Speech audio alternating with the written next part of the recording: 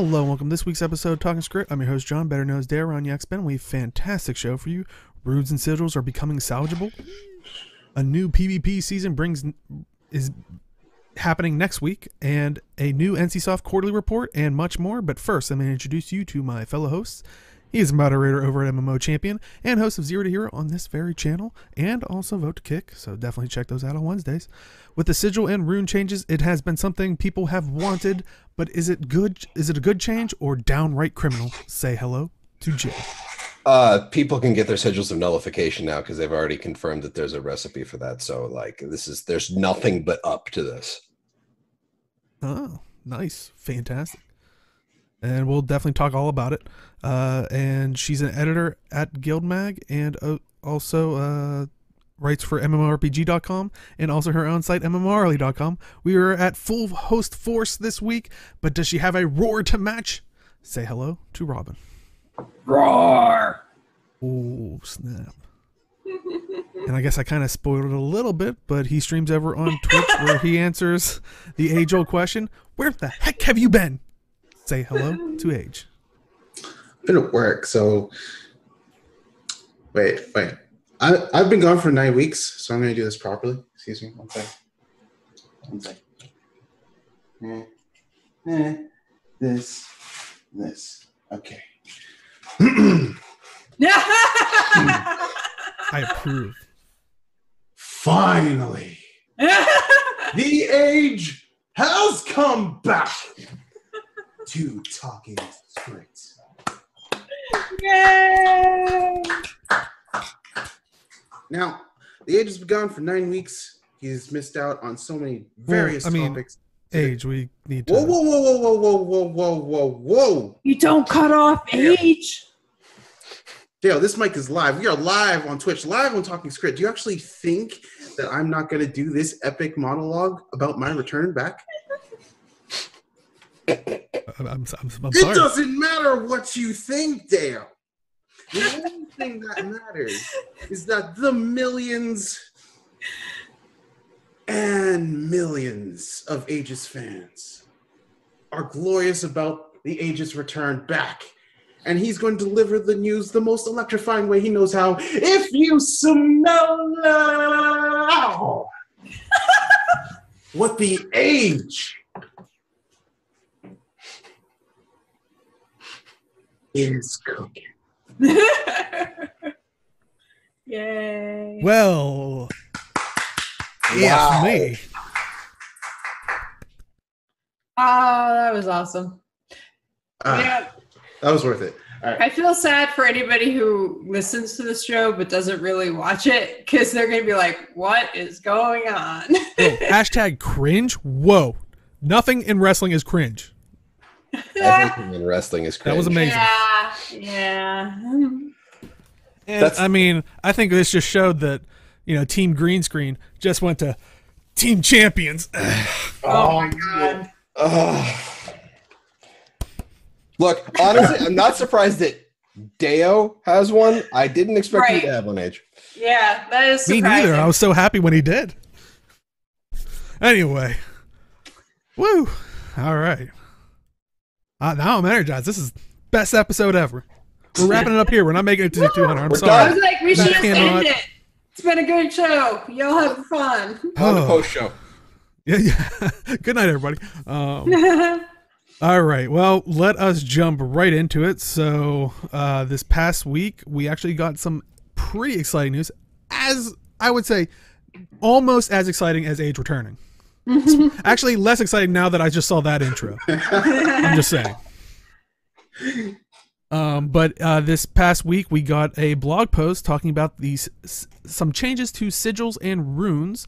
We just last week got news that we were able to switch out the legendary...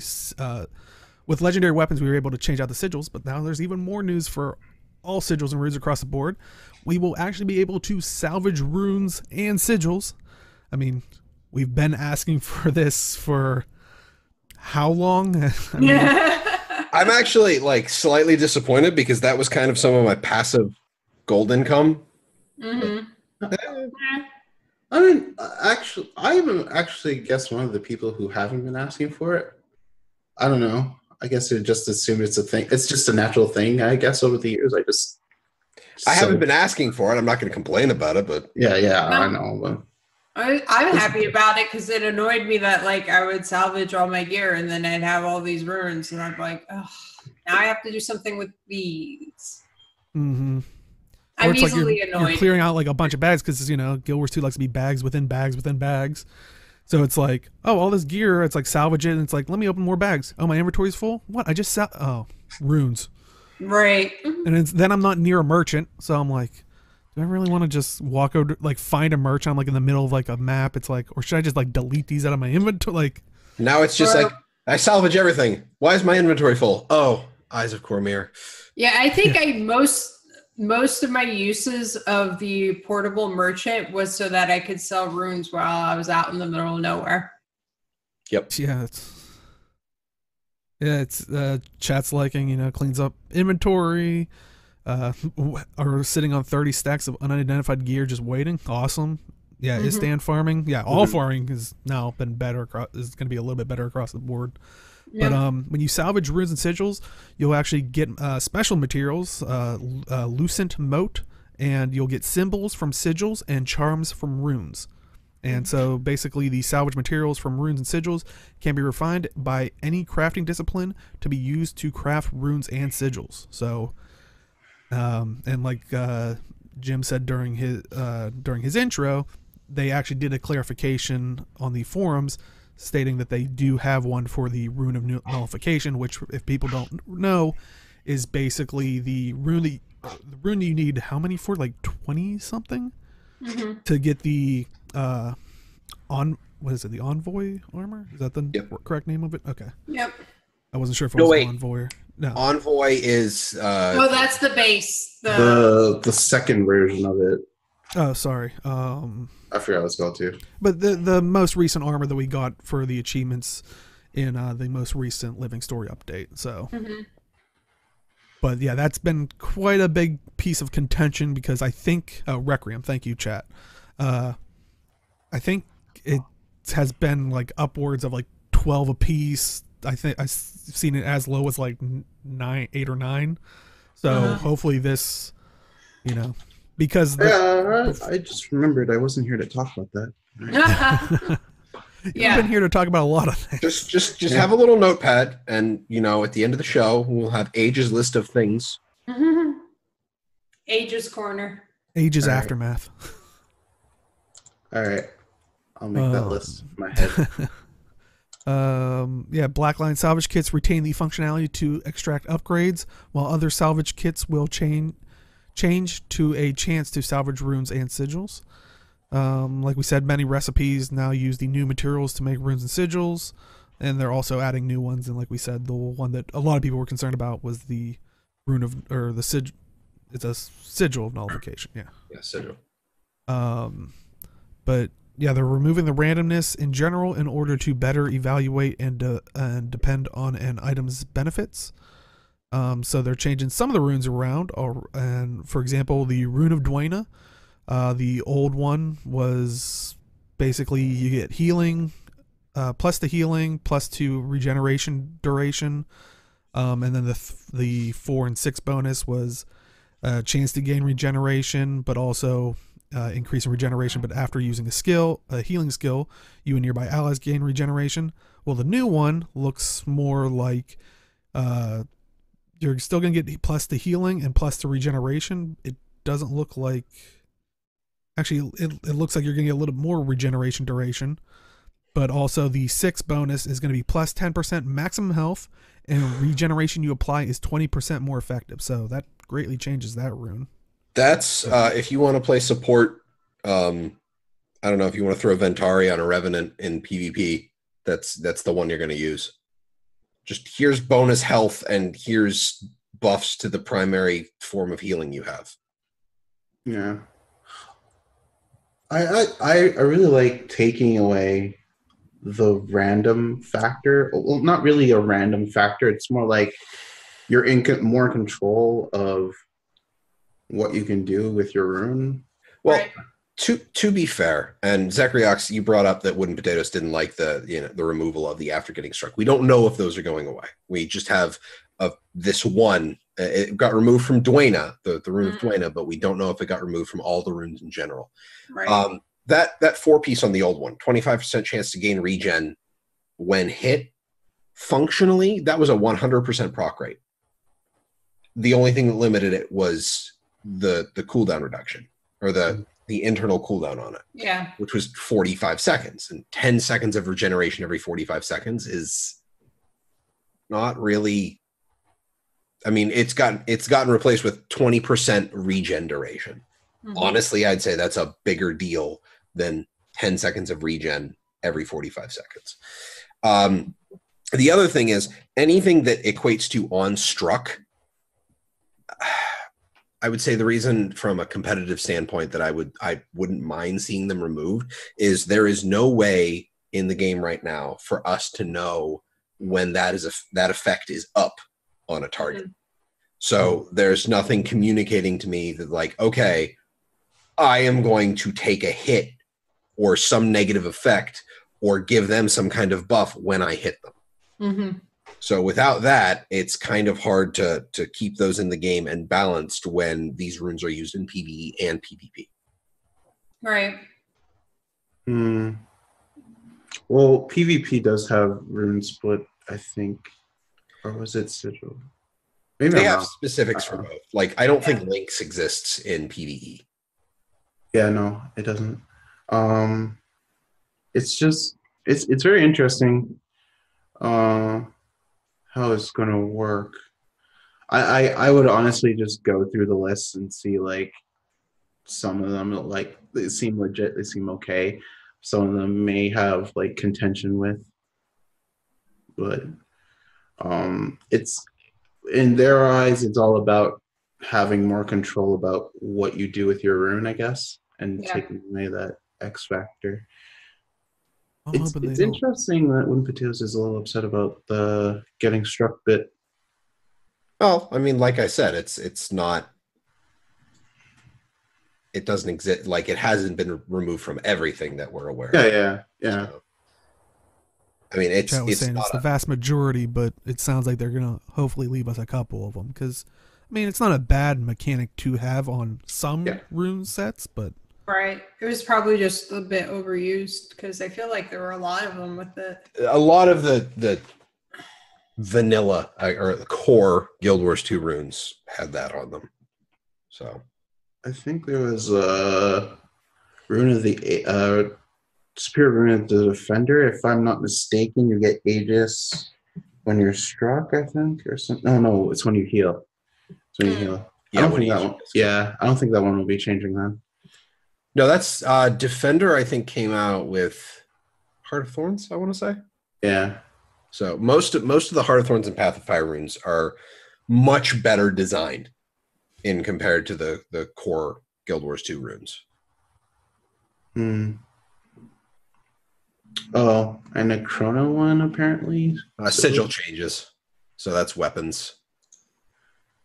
Okay. So for concentration, applying a boon increases duration by 33% for 7 seconds after swapping to this weapon while in combat.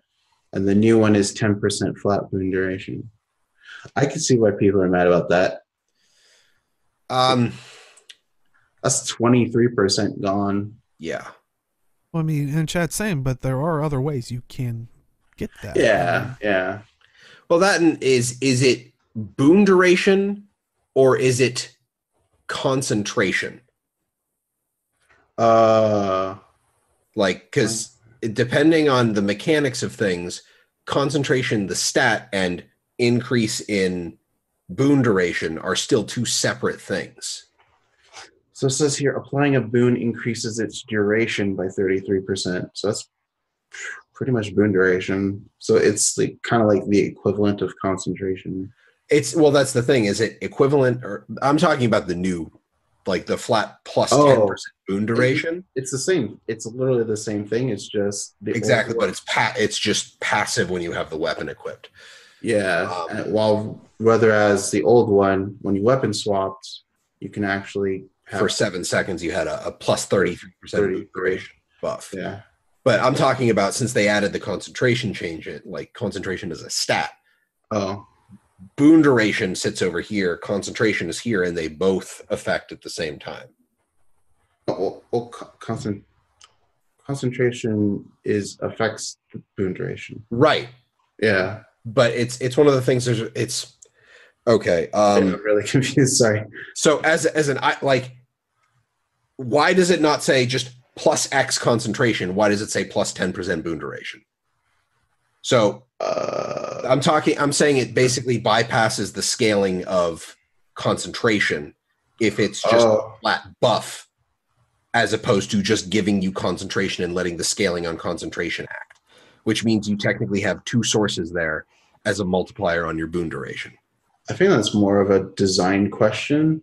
Yeah, but that's the thing is I like the way it's worded. I'd have to see it come in. This is more coming from like idle games where I play a lot of idle games just because I can have them up in the background, and having multiple sources of multipliers is better because increase to 1 increases the net growth. So increase in concentration and that plus 10% boon duration gets more powerful. Because the net result is a higher increase than just a slight increase in concentration, if you get where I'm coming from here. I think I see what you mean now.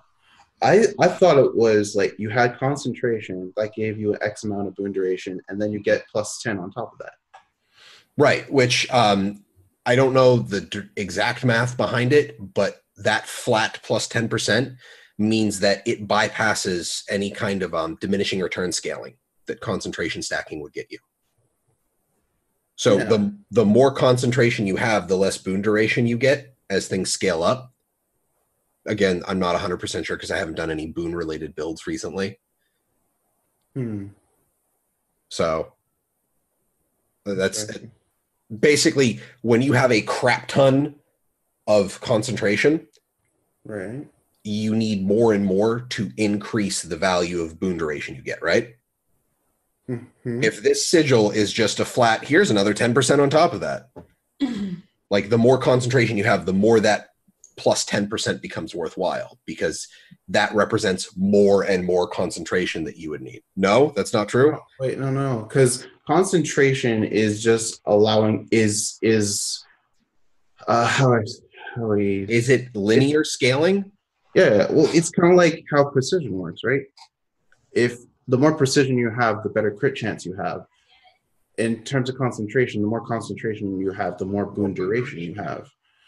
Okay, no, then what I'm saying doesn't matter because QED is saying that 15 concentration is always 1% boon duration. Then what I'm talking about doesn't matter. Then that's worth 100. See, honestly, that's why I'm like, why doesn't it just say plus 150 concentration? Okay, I thought you meant like in terms of why are they using boon duration instead of concentration? That's what I thought you meant you were going with it. But yeah, it's just like a flat. Well, that's part of what I'm wondering is why are they using that word when they have a stat to handle everything there? But yeah. Well, while you guys are focused on the stat of it, it seems like, and Zechrox mentioned in chat, seems like people are angry at the fact that they removed the idea of the swapping part. Yeah. Oh. That depends on how much they wanted to remove micro. Micro? So micromanagement would be looking at your buff bar. Oh, okay. Having the exact timings down, whereas macro is like, okay, I need to move the boss now. Yeah. Some people find that rewarding. So I can see why people are like when you have the macro down, you turn to the micro if you want to start focusing more and more and refining your play style. So right.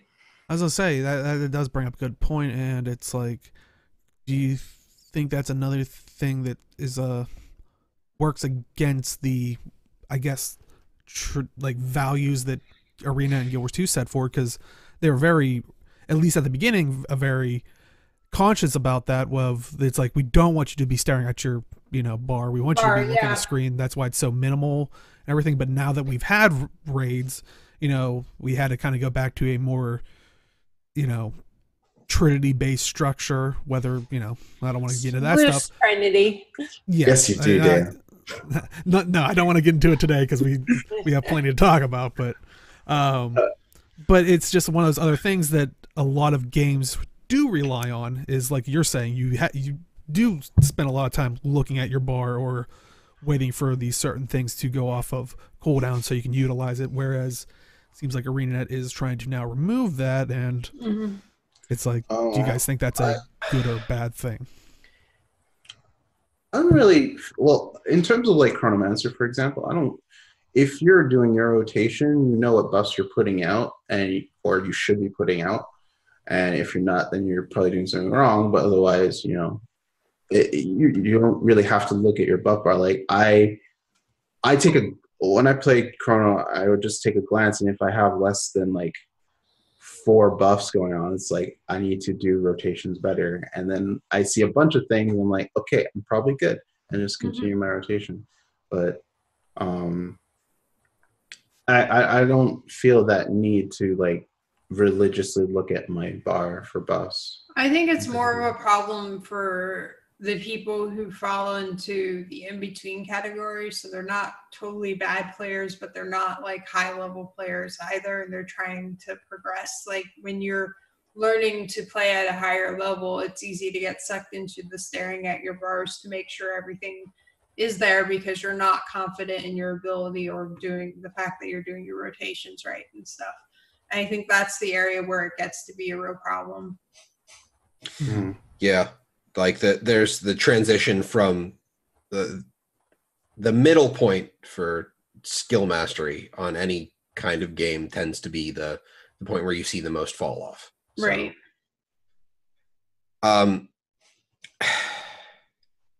Honestly, as much as I like a lot of like the random like proc effects for a bunch of the old sigils and runes, as fun as they are, they're really hard to balance.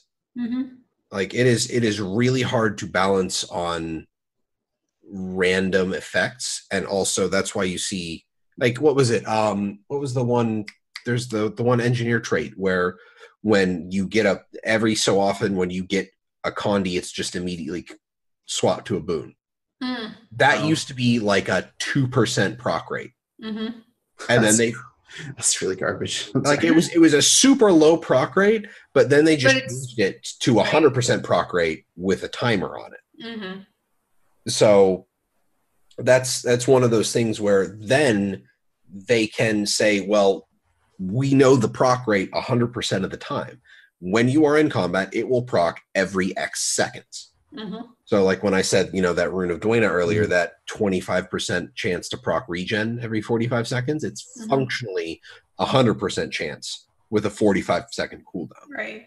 Well, the problem with proc weights too is like you can get into these ruts or hills or valleys where you get it a lot, which makes things really unbalanced in your favor, or you can get it not a lot at all or not at all. And that makes it feel really bad for the player too. It's much more unpredictable and not fun. Oh, Zacharyox, you're talking about class balance? I 100% expect class changes to come on Tuesday. Yeah. Which we'll get to when we transition into the PvP season. I have a bit of a rant there. So unless you want to use that as a transition, Deo. When did you become me? When I started playing PvP more often. PvP makes you into a ranter. Oh, that's a rabbit hole. Leave your thoughts in the comments about that. What? I can't believe you said that about me. No, rant about the comment. Comment about the rant. But yeah, any other thoughts on these sigils and runes things? Because this is coming, November 13th with everything else, so we will be able to get our hands on it. Yeah, this coming Tuesday. So, and we'll see what really is all changing and 72 is the sky hours truly falling. Clock noises. Yeah, it's going to be interesting because there's going to be some things that are really cool that change, like maybe some useless things that'll be really good, and there are obviously going to be some changes people aren't going to like, but yeah, I'm interested to see what the changes will be. I feel like changing the the way sigils and runes work would be a terrible thing for them to do really often. Like those should be pretty steady and predictable. And like if they see a change needs to be made because of the behavior of something, then change it. But I do not feel like they should be changing those as often as they do class changes. Yeah, character progression systems should be far more stable than character skills, because generally speaking, character progression is where you either enhance your strengths or improve your weaknesses. Mm-hmm. So something like that would be like, let's just change up the way stats work every so often. Let's just alter runes and sigils, every 6 months. It makes it very difficult for people to stay on top of what's going on. Like when one factor changes, having constants helps you recover. Mm-hmm. So. Well, like I said, we'll find out Tuesday of how good or bad it is. But I'm sure people will argue about it either way, fighting over it. Speaking of fighting, yeah, another chance. I don't miss these. He's like, I'm leaving for another 9 weeks. So PvP season 14 will start next week on November 13th as well. The duo queue and leaderboard titles will return, and the new 5v5 and 2v2 PvP maps that we actually showed a little bit off last week, because during the extra life, since we reached those goals, they showed a couple little clips of them. Those maps are available in unranked as a beta, so you won't be able to try them in the new PvP season, unfortunately, or fortunately, because they are kind of untested. Yeah. You want to go first, Age? This is your big return. So no, I kind of want to hear what you have to say. This should be starting on the 20th. The PvP season should not start immediately on the same patch that there is going to be class changes and rune and sigil changes. But don't they always do that? No. Yeah, but they shouldn't. Honestly, this is the same thing this is the same level of thing that I bitched about when they just kind of threw Pacifier elite specs into ranked in the middle of a season. Because there are going to be bugs with this. There are going to be bugs that slip past QA because, like I said, there's no test environment like live. We're going to see somebody who does, I don't know what they do with Sigil of Air, but it's a fairly sizable proc of damage, right? What if they do whatever they do to the changes? Oh yeah, by the way, Sigil of Air has a chance to proc 30 times in a single hit. Jesus. Just that run, you'll just be going into a fight in PvP, and then a Deadeye just kind of shoots you from a sniper point, and you just see all the little flashes of lightning, and you fall over. 100k damage. That'd be crazy. No, they're all delivered in separate packets. Also for a total of 1,000. Yeah, you'll see the giant number roll up. Okay. Jeez. But yeah, that'd be pretty broken. But it's one of those things where it's massive changes should be given at least a week to cover bugs. That is not even considering balance tweaking to the values. That's just make sure there are no bugs after this hits live. Yeah, I kind of agree with that, because those new rune changes might have, and sigil changes could have inverse effects. You have a very valid point. Even this should have come in with the end of Halloween. When they patched out Halloween, they should have put all this stuff in. That way we have time for people to sit here and be like, I have stuff to do now. I have to redo builds and play with all the new toys. And then, you have all the theory crafters being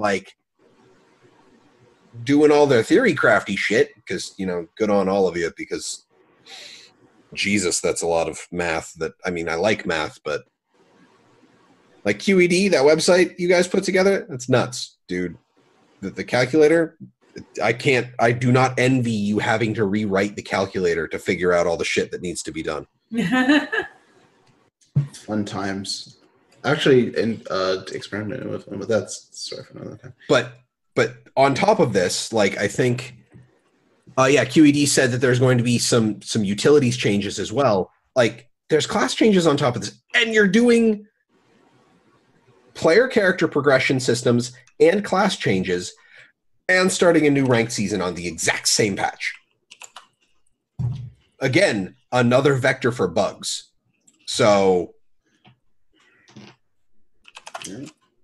I mean, maybe it doesn't work out that great this time since they're doing the Rune and Sigil changes, but you know, maybe they do the balance updates so everybody kind of has like almost an even footing when the PvP season starts. It's more like let's say you go into PvP and let's say you're running the same things. Let's say another person goes into PvP and they're running the same things, but one of you has a bug that inadvertently cripples you in PvP in some fashion, or another person has like a power spike based on a bug that happens. Scourge is literally existing. Exhibit A. But that's kind of the thing Malthanis is getting at. There may be issues that pop up that give people an inadvertent advantage or disadvantage in that case. And it's not necessarily their fault. I don't know if it goes to the point of exploiting, things like that. It gets kind of gray there, but that's the point Malthanis is making, that bugs will happen and it kind of leads to an imbalanced ranked experience. Yeah, and it's... I just thought of you need a new shirt that says bugs happen. Yeah, I wouldn't be surprised if it already happens. Yeah, like all devs, as soon as they start being devs, should get a shirt that says bugs happen. Just welcome to being a dev. Here's your welcome package. Exactly. And that's the other thing I'm ranting about, because those titles are fucking garbage and they need to go away. Oh. Wait. I don't even know what they are. Wait, the title names themselves, or just the fact that feature of titles? Okay. Because it's what, the top 250 people? Yeah. So my rank still at the end of the season does not matter, because I'm not going to get those spots. Oh, you could do it. Yeah, just be one of the people that with one of the bugged characters at the very beginning. Top 200. Thank you. Oh, it's 200 now? Wow. I think it's always been 200. I just can never remember if it was 200 or 250. But it's one of those things where it's like it's the top 200 people, and we're right back to having people who are probably going to be match fixing again, because that's never stopped. I'm worried about. Yeah. That's the interesting bit, because I wonder if they actually have a system now in place that they didn't say anything about, but they were like testing behind the scenes. Oh yeah, they would never say anything about it because that would help people figure out how to avoid it. Yeah. I mean, I hope they do, because otherwise it is going to be a problem again. Yeah, because that's the only reason I see if they're going to put it back. And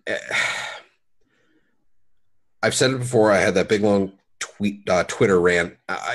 There needs to be a more tangible reward in the game that is tied to your rank. And I'm sorry, if you get below a certain point, you miss out on stuff. Yeah.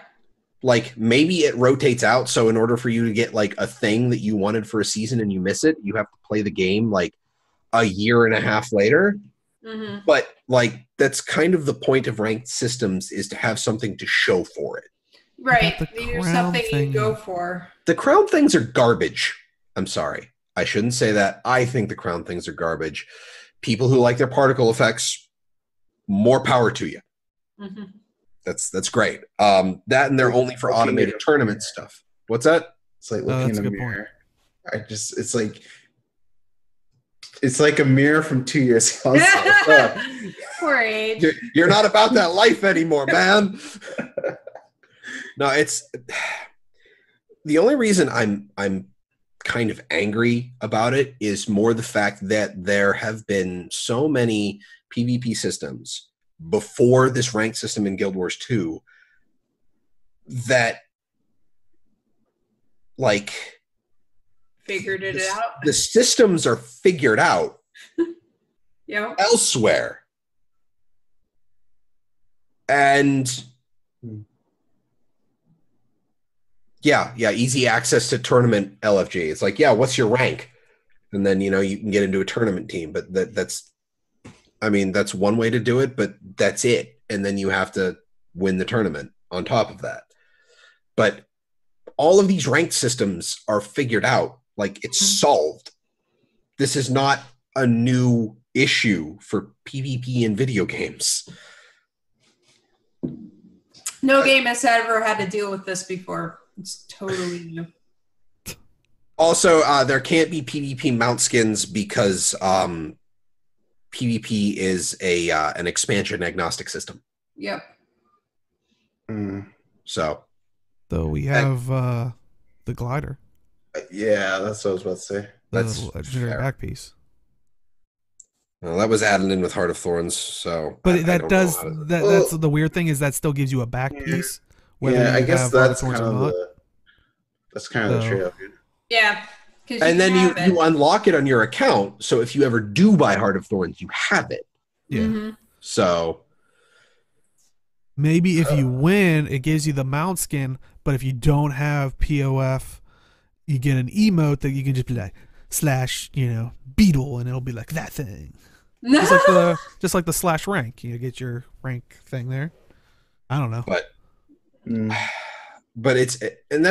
that's the problem is people going nuts on Reddit. Like, one of my biggest like thoughts to getting people into ranked is to do like Black Lion ticket quality skin sets, and you get tickets based on your rank, and bronze would lose out. Like, bronze gets 0 tickets. Yeah. The system that I've come up with. So yeah, people would get angry, but it's like that's one of the biggest problems I have is, yes, I get the whole thing with Guild Wars 2 is that, if you want to get something, you just have to invest the time to do it, and that's fine. Even with raiding, like, even if you just as you roll through raid, you can fail so much and still get stuff. That's fine. Mm-hmm. You get some reward for your time spent. But with ranked PvP, the whole point is to say, I am this good at this game. So if there is going to be a system where there is a way for someone to miss out on something, it's going to be in a ranked PvP system. You've got 2/3 of the game to play otherwise. I think that's kind of the issue, right? Because I think it goes against the values, I guess, Arena has for the game. Mm-hmm. I understand that, but I'm a competitive player too. Like, I would even question, and this kind of goes to more of a general thing, is, do you think the MMO scene is about exclusivity stuff anymore? Kind of. I mean, MMOs are going to mobile anyway, so. I thought we were gonna get to that point in the next slide topic, but yeah, that's transition. Yeah, I mean, we can't because I'm just gonna be talking. I was say, is there really any final thoughts? Because it kind of seems like we're dwindling out. Because we're kind of speculating on the rage that people would have if they made these changes. Which please come to 0 to Hero and vote to kick next week, because I'm going to be doing placement matches and I will need chat's help to stay sane. Oh. Yeah. I'll tell Taz to drain all the alcohol. I feel like you'll have too much if you have access to any. No, because then I have to go to the gym after the fact, so I can't drink because I have to drive. I heard that if you drink before exercising, it helps you be more effective in your exercise. I am not going to deadlift while drunk. That just is asking for so many problems. And also, he has to drive there, so let's not throw that message out there. I will say, okay, for the PP stuff, Northwest has an interesting point about doing all these changes during the start of the PvP season. I would highly be against that, but if it's like we need to do this in order to get something like Winter's Day out or whatever, I understand, like, from a release standpoint. It's just unfortunate. Hopefully it doesn't break everything and you're not spending a month fixing it. Duo boards, duo queue and leaderboards, hopefully there's a system to get hackers, bots, malicious users, like, all that stuff. And hopefully the new 5v5 and 2v2 map works out well. Yeah, the new 5.5 map looks pretty nice. I don't 2v2 a lot, but that looks cool too. Yeah, that's all I got. 2v2q when?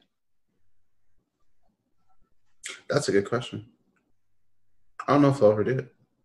I think it'll be more of a tournament thing. All right, let's move on to, we're talking about all this stuff, and we kind of hinted at the idea of MMOs and mobiles and all that stuff, and got, ArenaNet and NCSoft got to make that money. Mhm. And let's find out if they are actually making that money, because they actually NCSoft released their Q3 earning report, and we do actually have it here. Did it say when Q3 ended for them? I do not believe so. I think I would people assume no. Oh, I was wondering because I know Blizzard just did theirs, and their quarter ended on September 30th, which is weird, but they all have their own calendars they go by for reasons. Yes. Thank you, Tavik. Actually, I think it's pour one out for WildStar. Well, yeah, I was gonna say it would be weird if they actually included it on there now that they've already announced that they're closing it, but still Right. sad. They're on Skeleton Crew. I think the servers close within a week. The 28th, I think. if I Okay. So remember it's soon. That's correctly. the end of the month. Yeah. Yeah, sales graph by region would be nice, but Yeah, we're never going to get that, though.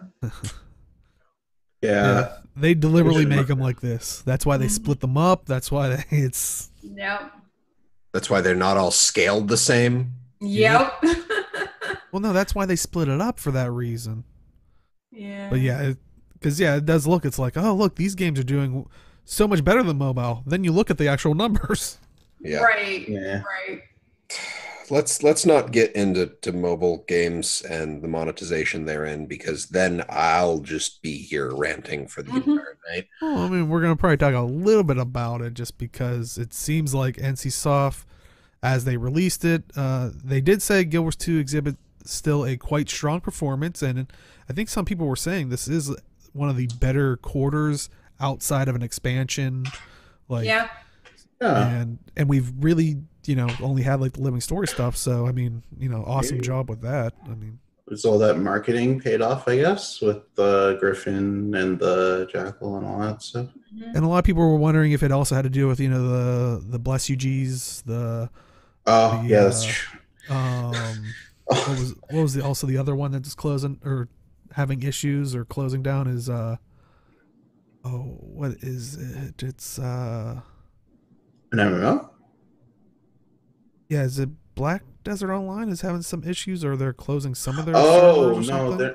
no, it's just like people are flocking over because they're tired of the systems in place. Yeah, okay, that was it. Yeah, but some people were saying, talking about that as being a possible issue, but some people were saying that's kind of outside this number. But like I said, I didn't see any official date of this is their cutoff time. Mhm. Yeah. But-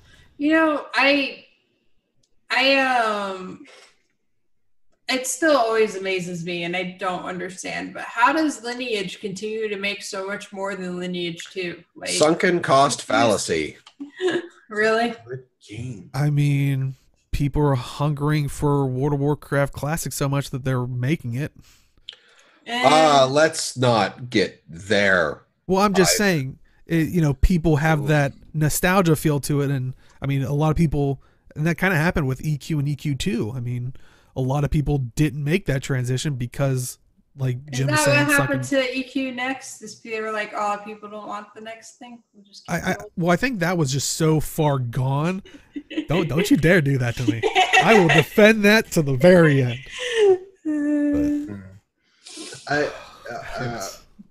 Just really briefly about Classic, because I know that apparently you get it if you're already subbed to WoW. Yeah, So- they just announced that. Oh, they did? Yeah, I they missed announced that. it at BlizzCon. Yeah, That you just get it? There's no extra cost or anything? no extra It's cost. just part of the subscription. So Interesting. I'm actually interested in the amount of people who are going to sub to WoW just to play Classic, or who will swap off WoW as it is now to go to Classic. We should come back to this after show. Yeah. Because I have a I know lot I to kind of say. went That's- on it because That of was what we my were talking about. That was just my side note. But yeah, we could definitely talk about it because if you're showing up live, we talk about Guild Wars 2 stuff even further or even general gaming stuff. So pays to show up live. But anyway, shameless plug. But yeah, as you can see in the charts, it does show like Lineage M shows robust performance. The last 2 updates brought back many dormant players. They do have apparently a big 20th anniversary party planned for Lineage. Wow. And that's Lineage 1. Crazy, But yeah, 20 years. Jeez. Mhm. But this is kind of the big thing here. NCSoft identified the mobile platform to be great to publish MMO RPGs. Players can Yep. play when and where they want.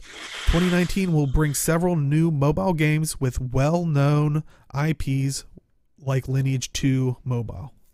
Yeah. I mean, so the thing is that especially in communities, cultures, and all of that, where people commute a lot and that's their main way to get to and from work, and especially if those people have long commutes, it's great. It's where a lot of people play games because they don't have the time at home to sit around and play games, but on their commute they're sitting and just riding a train. Like when I was in Boston, that I did a lot of mobile games for that reason, because I was riding the train every day for at least an hour. So like I think people underestimate that a lot. Yeah, I think it's also due to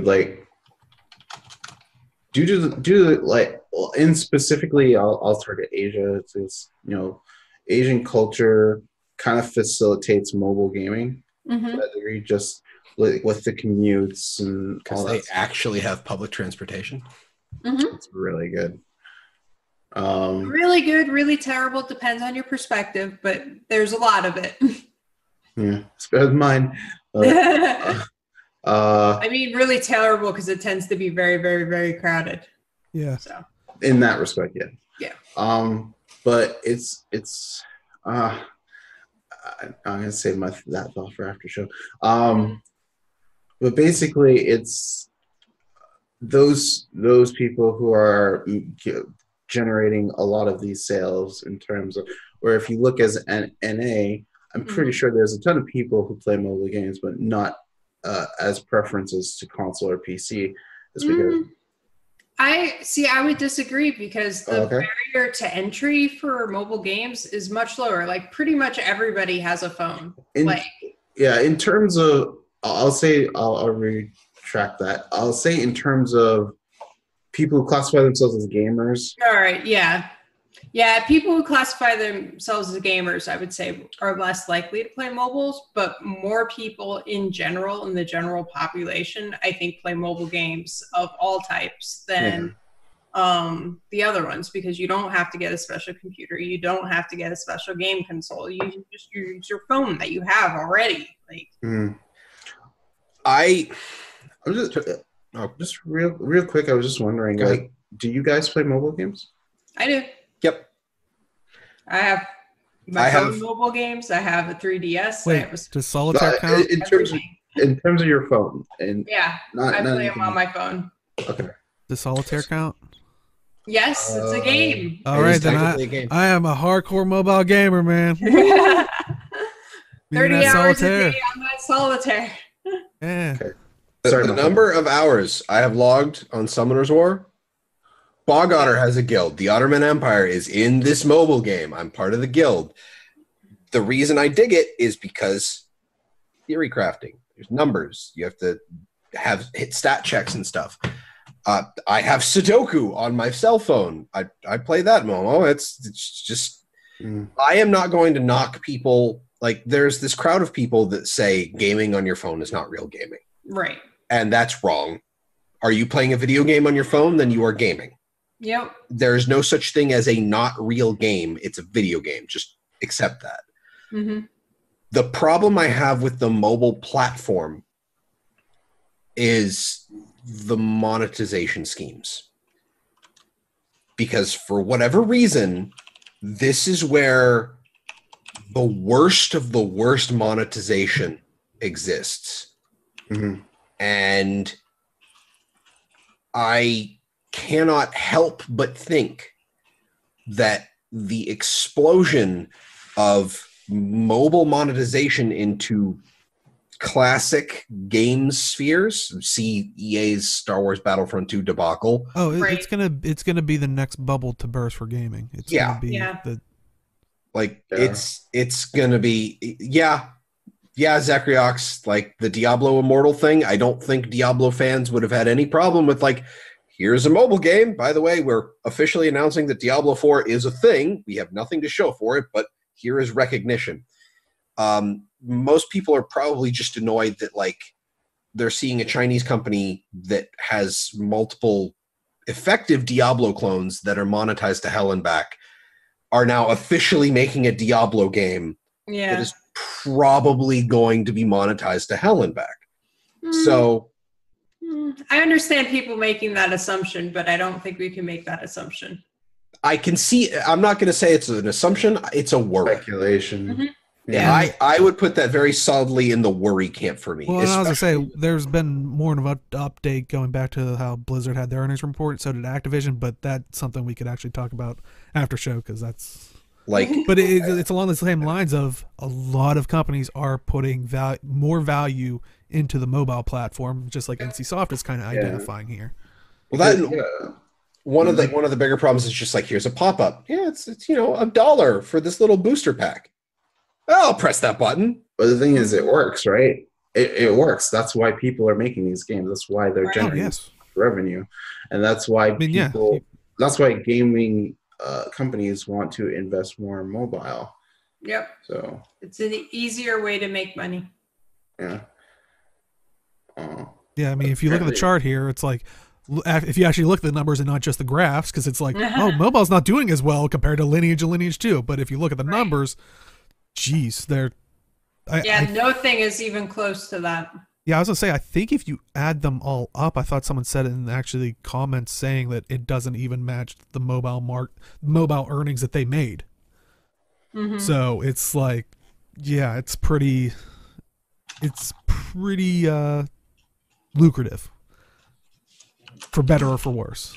Wait, didn't Arianet hire a mobile developer? I was gonna say, weren't they looking for postings for that? And I kind of wanted to bring it back to how their NCSoft is saying that they want to bring several new mobile games with well-known IPs. I mean, I am 100% okay with ArenaNet being in on a Guild Wars 2 mobile game. wait, before the internet goes, can I go, Guild Wars 3 is on the mobile? Oh! Yeah. Yeah. Like, see, that's the thing is I don't think for the scale of narrative that mainline Guild Wars 2 games have had, and I say mainline, there's only 2 of them, but I don't think mobile is great for that.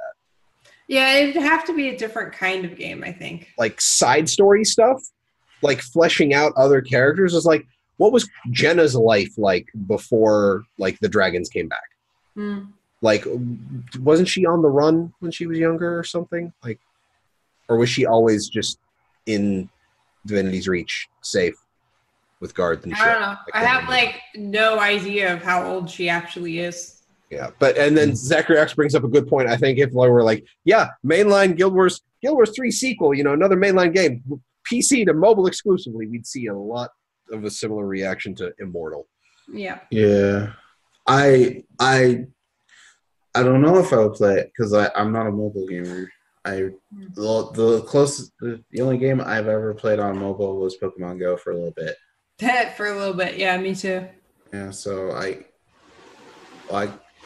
on my phone, I guess, because I do have a Switch and DS, but It's different control schemes. Like, Oh, yeah. I kind of I like having a keyboard, mouse, or controller. Ooh, Magnus just won this entire conversation. ooh, I don't. Ooh. Okay, Polymorph would be kind of like Pokemon, and Pokemon works on mobile.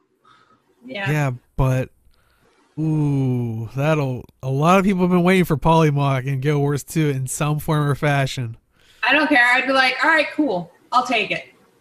It's better than not getting it. As long as I can like polymorph battle Arlie from here to her, like yeah, I'm in. yeah. Polymorph go, yeah. I'd be game for it. But that, yeah, I think we're gonna see an explosion of mobile development. I mean, it's already pretty ridiculous. Like, I was doing the numbers last year when I was getting ready for my talk I did at MIT, and like discovery on mobile, getting discovery on mobile is already super hard because there's so many new ones coming out every single day. Like, unless you are a big developer with big marketing budgets to throw things out to advertise all the time, it's really hard to get discovered. So it's only going to get worse from here, I think, in that respect. Which is sad because like mobile gaming is also really great for a lot of indies to develop for. It's often easier to do that than computers or consoles as an indie. But the discovery issue is becoming more and more of an issue. Yeah. Just real quick, polymorph is back in Guild Wars 1. It's basically where you take minis and you battle people, kind of like Pokemon. Well, I was gonna say that's the funny thing. It didn't even use the Or minis like themselves. WoW. You actually earned like little like statuettes. So they were basically pocket monsters, Pokemon. Like they were literally. So they didn't even use the mini system, but it would just make sense to use the mini system, at least for Guild Wars 2, I would think. I was going to say, if they did a Guild Wars 2 mobile polymorph, they would have to tie it to your account so that you can use all the minis you have. That would be the best, ideal, smart way I would imagine they should do it. I agree with that. Yeah. And well, that would also incentivize people to get Guild Wars 2 if they It'd be a good cross-promotional thing, especially because they could be like, well, hey, you can play for free and start collecting certain ones. Now, would it go both ways? Like maybe if I would assume you were able to obtain some in the phone app as well. And once again, this is all hypothetical, people, just in case there was no announcement of a mobile thing, but we've had them looking for positions of someone as a mobile dev, and this does seem like it's rabbit hole. We should probably go farther than this. Rabbit holes are great. Yeah, rabbit holes are fun, but we can all always speculate on it, and there's plenty of time to do that because who knows? They want to do it in 2019, so I doubt they're going to be dropping them January 1st. Right. But yeah. I just was thinking, you remember how they said we weren't getting another expansion after the end of this living season or the story season? Maybe it's because they instead are working on the mobile thing. Are you just trying to figure out different ways to anger the player base? Like, we took those 70 devs that we always say they're working on the next expansion. They're working on the next mobile game. Right, exactly. What's that, Reddit? Ugh. Oh, man. All right. Oh, boy. Poor Gabe's loving life. Well, like we said, it's where they're making money. If you want to support keeping things on the PC, you got to spend money on the stuff on the PC. You know how you can do that? In the gem store. And always thank you to Dolphy.net. Check out Dolphy.net so you can spend your gems more wisely. First up, we have the Firestorm logging tool, and it is for 1,000 gems. It is a gathering tool that is, infinite. It is account bound. You do have to switch it between your bank on your characters like all the other ones, but it has a unique look, as you can see looks here. Really cool. Yeah, it's pretty all over the place. Yeah. Honestly, this should have had a secondary effect of giving you a gray item called charcoal on a proxy. Yes. I like how the last clash of fire is where you actually cut. Yeah. It's very well animated. The rest animated. is just flare. This is incredibly well animated. Nice. All I would have liked is just to be like, you light the tree on a big bonfire. Just like, that would have been cool too. Yeah. You don't get the wood. No, you'd still get the wood. It'd just be a big bonfire. But you burn wood. It's dragon magic. Okay. So She's not wrong. Fiery dragon magic is non-flammable. Is that what you're trying to say? Like that's the most unthreatening fire. You can decide if it burns it or not. Theo, dragon magic. No, this is where we draw the line. Look, how many lines have you drawn so far? And we've just kind of ignored them and walked right over them. 7. Maybe I'm drawing these lines because it's a summoning circle to summon Abaddon back. Look, I just roped that all in. How did you like that? Good job. Anyway, I was proud of it when I thought of it. But yeah, so you can pick this up for 1,000 gems. Like I said, if you like the look of it, it's just like every other gathering tool, infinite gathering tool. But this is just the logging tool, so it's not going to do ore or herbs. So Hey, at least it's a skin system now. Mm-hmm. yeah, that is a good point. That is nice for that.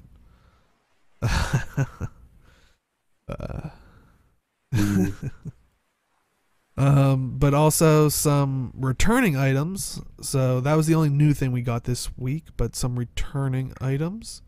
The Halloween appearance package for 2,000 gems, available for only 3 more days. Marjorie's dagger skin for 600 gems, only available for 2 more days. Marjorie's axe skin for also 600 gems.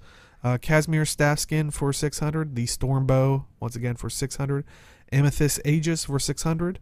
The Sun Touch Scythe staff skin for 600 gems. So you can get all those for 600 gems, and they're all kind of leaving at different moments. So definitely act fast if you want them. You can also get the Mistlock Sanctuary passkey for 1,000 gems, and that's basically a little separate instance that has like kind of all the crafting stations, all the like merchants, blackline trading, kind of in a nice little convenient small area. And 0 gravity. Yeah, that is the one nice thing about it. Best passkey ever. Also, you can get the Fire Quiver backpack, the Scruffy backpack for 400 gems apiece, the Chaos Gloves skin, and the Storm Gloves for 500 gems apiece. Also, the Plush Ram backpack set and the Warrior Quaggan backpack set are for 300 gems apiece, and they have, I think, multiple different ones in there. So, hey, if you're going for value and you want either a Plush Ram or a Warrior Quaggan backpack, definitely pick those up. But it sounds like Age already weighed in. Any of these returning items would you possibly recommend? Me? No, go ahead. Oh, no. Well, anyone. Apparently, no, go ahead. I was gonna say I would recommend the Storm Bro, the Storm Bow. The Storm Bro. It just launches fists like. It's a new mini Storm Bro. He's a little storm that follows you around and like punch things. No, he needs to have. It's a mini storm that follows you around, and it's like those birds with arms pictures you see on the internet. Yeah. Giant, bulky arms just sticking out of the cloud. That would be the best. The idle animation is your character turns to and just fist bumps it. Yes.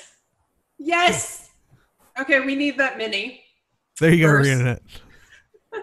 But secondly, yeah, the Storm Bow and Marjorie's dagger. I have both of those. Those are awesome. Very awesome. Yeah, I kind of like Marjorie's dagger skin. It's definitely a nice necro one, I would say. And if you're inclined to use axe on your necro or something, or if you just like the look, but I think they look very nice on a necro because it kind of has that like on the pommel of both weapons. It kind of has like an ethereal like tentacle type thing or something. But it also goes real. Go ahead. Isn't the tentacle the ethereal tentacle thingy like greenish? Yeah. Yes. It's like the spectral necro stuff. Right. It's very necro colored. The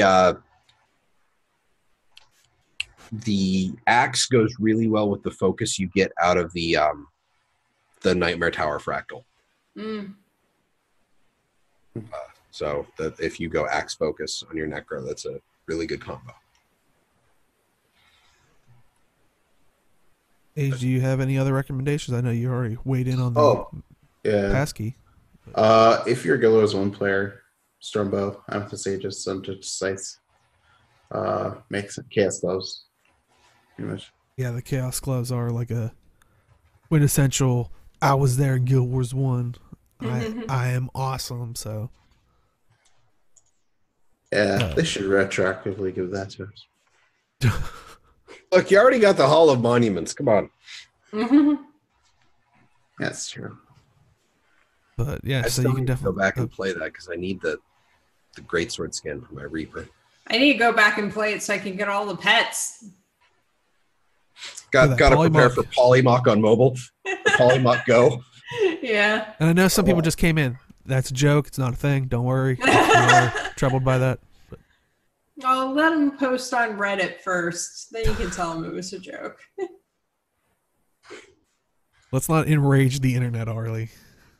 Hey, that's what I've been doing like last week. Oh, no, actually all this week with my BlizzCon posts and then followed up with my worst two. Come on, man. Out of season Apparently- April 1st is a thing now. I've been making people mad on the internet all week, so why stop now? But any final thoughts on the gem store? All good stuff coming back. Yeah. So yeah, make sure if you want any of that stuff to definitely check it out in the store. Make sure it's not leaving, because while some of it's leaving in 3 days, some of it's also leaving in like 1 day. So definitely check it out.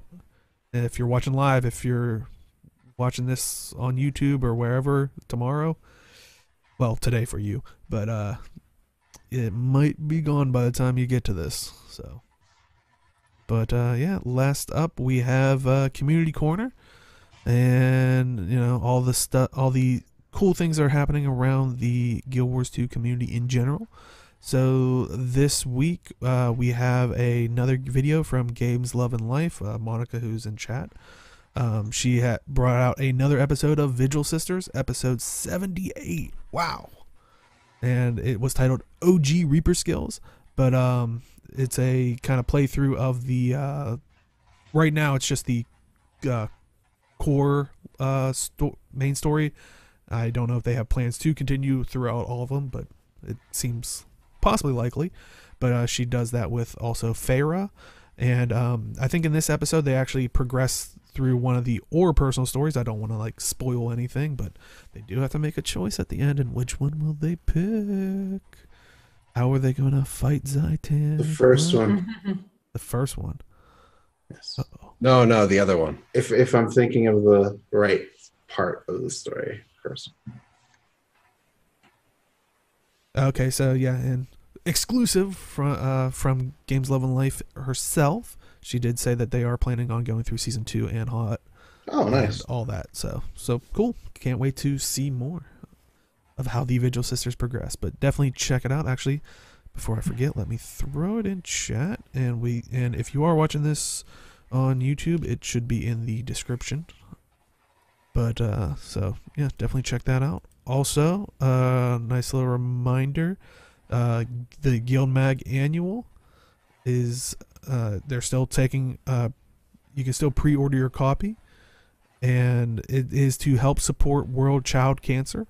And they've actually had a stream event. It's actually, if you're watching this live, occurring right now. I was trying to do the math in my head quickly. I think it might end by the time it goes out, or the show goes out on YouTube and all that stuff on Sundays. 27-hour stream. So Yeah. So Ends at ends at 12.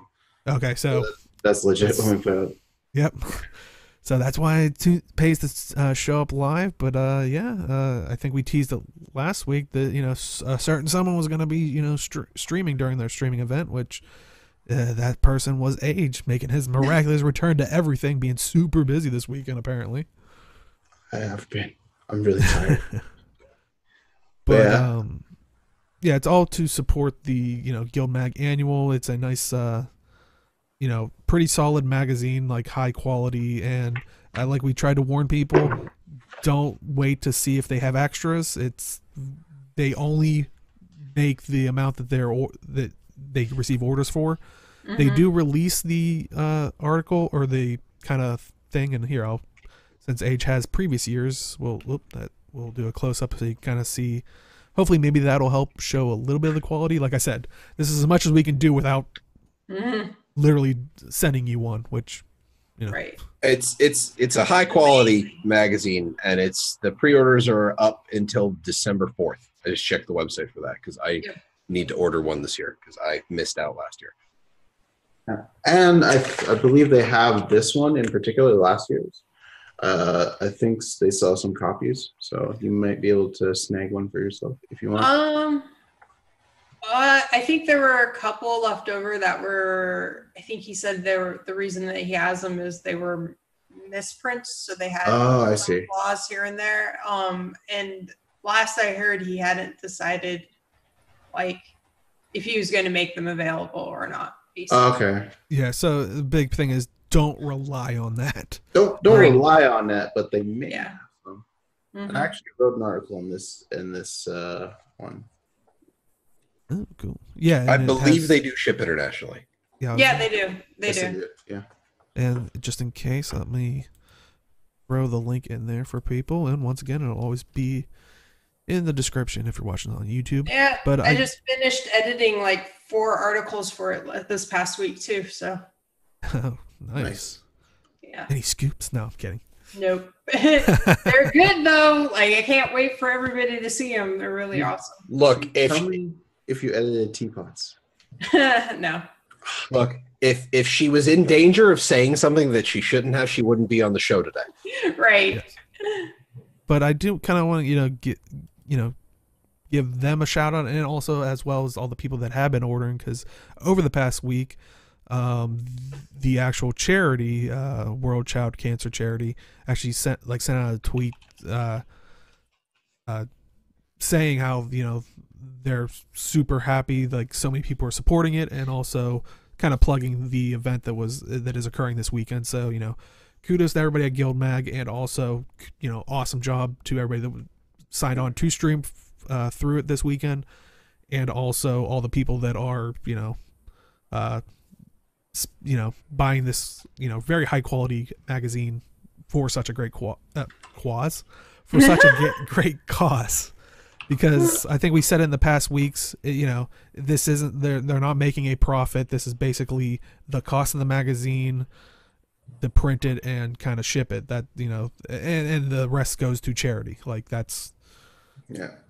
I think it's what, $5 each. Yeah, it's $5 for every sale goes to World Child Cancer.